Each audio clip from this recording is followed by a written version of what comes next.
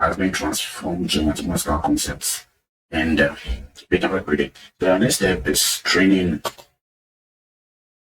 the classifier or model so that we can list, train, and validate the model.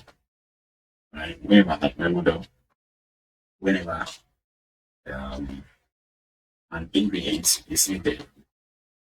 So the main motive here is that you have to train a model because you cannot always writing the same code, always working. So we just train a model, we train a model that will learn the train data and the X train and also the Y train and store it somewhere, right? So that anytime we export this model, we have the features in it.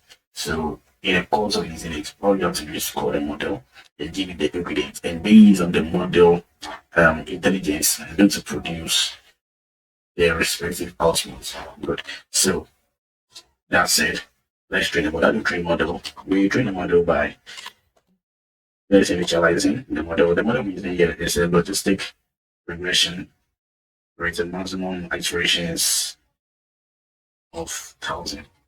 Right. So we want the model to train itself 1,000 times. So we already trained it that said go over it 1,000 times. So you understand the model understand the all the ingredient that we entered into our system.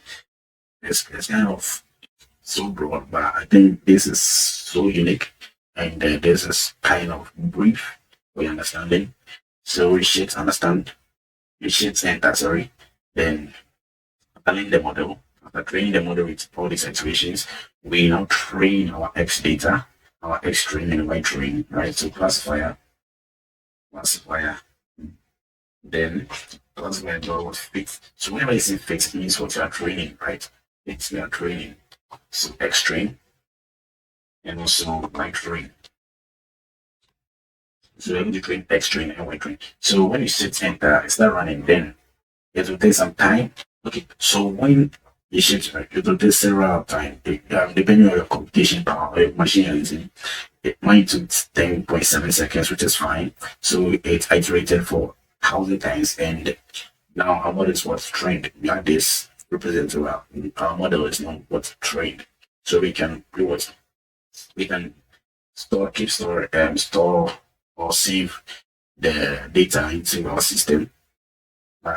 Okay, let's save the data into a Joblib, and after that we save the vectorizer as well. So we import Joblib to enable we save our model, right? Our model or classifier. I'm just misusing this word classifier. So yes, import. I think Joblib is inbuilt. So when you have the anaconda stored, it comes with Joblib, like or a common libraries that I just over. But you can also, if you have it in your latest anaconda, you can type install Joblib and it's way. So Joblib, then shift enter. Good. So once Joblib is initialized, we can Joblib start saving. So let me put a comment here. Save saving our low-end model or classifier. I'm using classifier because that's what I initialize like. So our classifier to our repo, right? Our repo C3, good. So how you say we do just easy to Joblib dot, then we dump something, right? Dump. Then when you dump Joblib takes a value and also a file name. So what value are you looking for? We are looking for a classifier, right? So the classifier and the name, what's the name? So let's name it cousin, I think cousin underscore classifier. The extension is very important, PKL. So this extension is very, very important. We have to make it .pkl, then shift enter. So once we save it to Joblib, or once we do shift enter, we can see that the PKL will be here. So we can also export or see our vectorizer, because we also use the vectorizer. It was in the form of a classifier that was used to train our sentences by picking out the unique keywords and out of the total characters or sentence that was there. So we have to also double dump, double dump um, our EFI vectorizer. Then what is needed of we the founding. So let me say this is our TM. I'll keep the same name vectorizer. That's PKL. Then, and one thing I want us to do is, you see, I want us to make our data set or our code so fast. We want a case when you enter ingredients, the ingredients should be very fast to generate. I'm not sure, right? But so what we do is we create an object, object given there, and we store all these ingredients into their respective cousins, right? Their respective cousins. So anyway, we what we try to intend is that we create even Filipinos. We are creating all Filipinos and their ingredients. So the system together with the model and the classifier, also the TFID and the driver, they can work hand in hand and generating very faster than we relying on just these two data sets. We can rely on these two data sets and it's work fine. It's work fine. But let's do this way. So what I'm trying to do, I'm trying to create a data mapping, right? A data mapping. Or let me say ingredients mapping. Ingredients mapping. Then an empty object. Then another step will be, so we navigate through all our data frame, right? All the data frame there.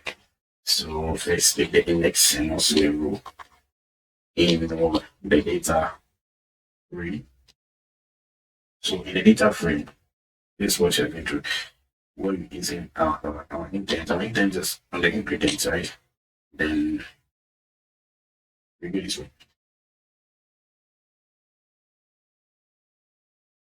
So it's fine. But easy, we are going through all the data sets. So let's iterate the rows rather than we iterating the ingredient, because you want both the ingredient and cousins, right? We don't want just one data point. We want two data points, and the two data point we can use iterate rules, which is a Python method. So iterate rules. Then so our first row should be cousins, right? First row our interest, one of our interests is the cousin sets. So whenever it iterates, it picks the cousin side and stuff. And our next one will be the ingredients.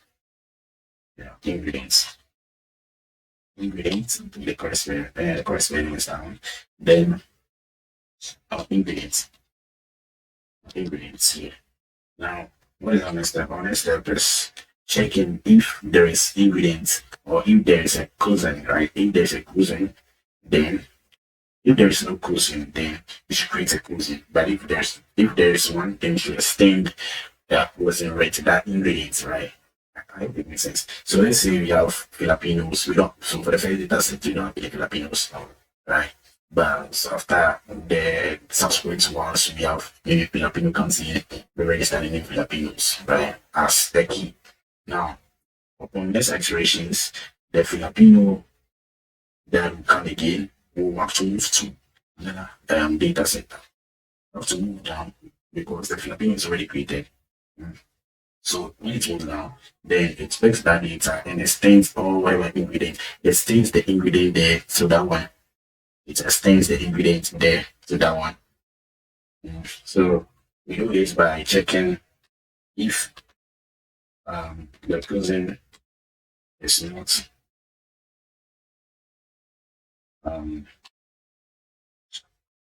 so sorry. So we check if not in the data mapping. The ingredients getting this thing, ingredients mapping.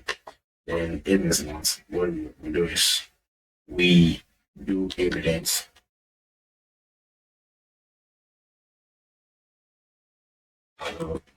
Yeah, then we do ingredients mapping. The cuisine, right? That cuisine should be empty. Else, if there is one, right? To do the ingredients mapping, the cuisine is very easy. It leads towards the extend the ingredients, and we are good to go. Yes, we are good to go. Then we shift enter. It runs, and once it's fine. It's fine. It takes um okay. It takes for 10 seconds. My processing point that down. Then we save it back to Joblib. Like we create the whole ingredients map. You see the benefits of we doing it this way, because I think it's important for us to do it this way, because if we don't do it this way, our system will be kind of slow. Be kind running very slow, because whenever we enter ingredients have to go through, perform all these classifications, vectorizer. But if you have a system there, yeah, put all the mappings there. The system navigate to the cuisines and that's what comes. So the next step is to save this topic and we dump it to our PKM. So now we can put it like data mapping. So ingredients mapping, sorry, ingredients mapping. And the name should be, I think the name should be having the same name, .akl, which is fine. Then shut down. Once it's fine, they are good. So our next step will be creating FLASK, right? So we create the FLASK API. Yeah, so just come to your number. Sorry, I didn't mention to you that you can save your untitled recommendation idea. So I save mine to recommendation or whatever name you want. When you're done, just come back to this FLASK API, click on this one, the new file, and create a FLASK. You can name it anything, but I think FLASK will be that generative, will be understandable. So you can write FLASK API, I can write a FLASK, but I'll keep in mind to the FLASK name, shift enter apply. So once you create this FLASK, you'll be working on the FLASK here. That's where we create our calls, we import our models, that's we import all these codes and classifiers, the recommendations and the vectorizer. We load them here and work on them.